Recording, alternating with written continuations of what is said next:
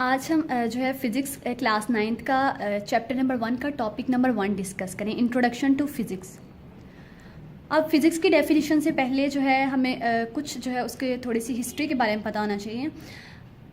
Observe, हम अपने इर्द गिर्द बहुत सी चीज़ों को देखते हैं, उन सारी चीज़ों को हम ऑब्ज़र्वेशन उनको हम कहेंगे कि हम जिस चीज़ को अपने इर्द गिर्द देख रहे हैं हम ऑब्ज़र्व करें, उसका मुशाहदा करें। अब वो सारी चीज़ें, उनके पीछे कोई जो है रीज़न तो नहीं होती, लॉजिक नहीं है उनके पीछे। तो अगर हम कोई किसी भी चीज़ को ऑब्ज़र्व करते हैं, ऑब्ज़र्व करने के बाद लैब में उसके ऊपर एक्सपेरिमेंट किए जाते हैं कि वो ठीक है या गलत है। अगर ठीक है तो किस हद तक ठीक है, गलत है तो कितनी गलत है। तो ऑब्ज़र्वेशन और एक्सपेरिमेंट, इन दोनों को हम साइंस कहते हैं, नॉलेज, क्योंकि इन दोनों से हमें नॉलेज मिलता है। ऑब्ज़र्व करने से और एक्सपेरिमेंटेशन से हमें जो नॉलेज मिलता है, अब नॉलेज जो है उसे साइंस कहते हैं। साइंस जो है ये लैटिन वर्ड सेंशिया से लिया गया है, जिसका मतलब है नॉलेज। 18th सेंचुरी में हम नेचुरल फ़िलासफ़ी में साइंस को जो है पढ़ते थे। साइंस जो है नेचुरल फ़िलासफ़ी के अंडर ही डिस्कस किया जाता था। नेचुरल फ़िलासफ़ी को दो जो है टाइप्स में डिवाइड किया गया, फिज़िकल साइंसेस, बायोलॉजिकल साइंसेस।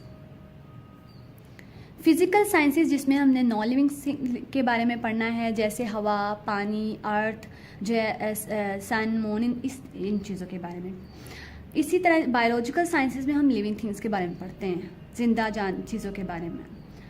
जैसे जैसे फर्दर जो है वो एक्सपेरिमेंट्स किए गए, साइंटिस्ट ने जो है आगे काम किया, तो 19th सेंचुरी में फ़िज़िकल साइंसेस को भी आगे 5 टाइप्स में डिवाइड कर दिया गया। Physics, chemistry, geology, astronomy, meteorology. अब फिज़िक्स में हमने मैटर के बारे में डिस्कस करना है, मादा, जैसे फॉर एग्जाम्पल अब ये मेरे पास मार्कर है तो ये मैटर है। हमने एनर्जी के बारे में डिस्कस करना है, मैटर कोई भी वो चीज़ जो जगह घेरती है, एनर्जी के बारे में, उन दोनों वो किस तरह से कन्वर्ट होती हैं। केमिस्ट्री में हम केमिकल रिएक्शंस के बारे में डिस्कस करते हैं, जैसे कैंडल है, अगर वो बर्न हो रही है तो कौन सा केमिकल रिएक्शन है, वो इस तरह से जितने भी रिएक्शंस होते हैं वो केमिस्ट्री में डिस्कस किए जाते हैं। जियोलॉजी में, जियो का मतलब है अर्थ, तो ये जो है जियोलॉजी वर्ड जो है अर्थ से निकली है, जो है जियोलॉजी पूरी जो है ब्रांच है, इसमें हम अर्थ के बारे में पढ़ेंगे कि ज़मीन जो है उससे रिलेटेड जो जो चीज़ें वो सारी चीज़ें इसमें डिस्कस करते हैं। एस्ट्रोनॉमी जो इसमें स्टार्स और गैलेक्सीज, इनके बारे में डिस्कस होता है। और मटीरियोलॉजी, इसमें हम वेदर के बारे में डिस्कस करते हैं। अब जो है हम फ़िज़िक्स के बारे में डिस्कस करेंगे कि फ़िज़िक्स जो है वो क्या है और उसकी डेफिनेशन क्या है और उसकी कौन कौन सी एप्लीकेशंस, जो कि हमारा फर्स्ट टॉपिक है। फ़िज़िक्स है study of matter, energy and their interactions. Matter, मादा, जैसे मैंने पहले ही बताया, ये मार्कर है। ये मार्कर कोई भी चीज़ जिसका कोई ना कोई वॉल्यूम होता है और वो जगह घेरती है, मैटर कहलाती है।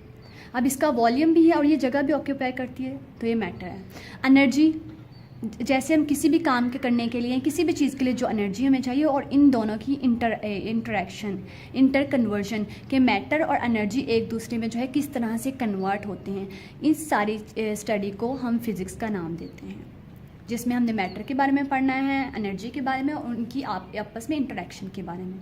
अब फिज़िक्स कहाँ कहाँ यूज़ हो रही है, इसके कौन कौन से फ़ायदे हैं डेली लाइफ में, तो वो डिस्कस करते हैं। टीवी में, कंप्यूटर, मोबाइल फ़ोन्स में अक्सर हमने जब उनको ओपन करते हैं, खोलते हैं, तो उसमें चिप होती है छोटी सी इस तरह की। ये जो चिप है इस तरह, ये चिप क्या करती है, ये चिप जो है, अगर ये चिप कंप्यूटर, टीवी या मोबाइल में नहीं होगी तो वो कंप्यूटर जो है या सारी चीज़ें वो काम नहीं कर सकते। अब ये जो है ये क्या करेगी, डाटा स्टोर करती है। ये जो चिप होती है ये डाटा स्टोर करती है। अब ये किस लॉ पे या किस प्रिंसिपल पे काम करती है, वो फिज़िक्स पे ही काम करती है। इसी तरह नेक्स्ट है ट्रांसपोर्टेशन, जैसे हम गाड़ियाँ जो है, कार्स, बसेस या एरोप्लेन्स, कोई भी व्हीकल्स, कोई भी चीज़ें इस्तेमाल करते हैं एक जगह से दूसरी जगह जाने के लिए, तो उसमें भी लॉ ऑफ मैकेनिक्स इस्तेमाल होता है, जो कि फ़िज़िक्स के अंडर ही आता है। ये सारे जो है हम फर्दर डिस्कस करेंगे।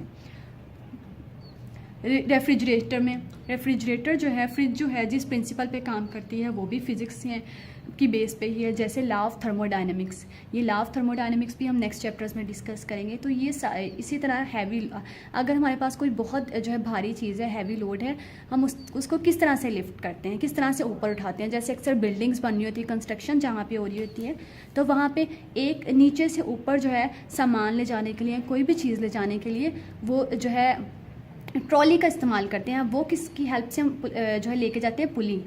और ये सारा प्रिंसिपल किस पे काम करता है, फिज़िक्स पे। तो ये सारी जो थी फिज़िक्स की कुछ एप्लीकेशंस थी कि टीवी में जो है, कंप्यूटर मोबाइल फ़ोन्स में, ट्रांसपोर्टेशन में, रेफ्रिजरेटर में, हैवी लोड्स में, इसी तरह इलेक्ट्रिसिटी जो अब हमारे पास फैंस, बल्ब, ये सारी चीज़ें जिस प्रिंसिपल पे काम करती हैं वो सारे फिज़िक्स के अंडर आते हैं। ये था हमारा आज का टॉपिक।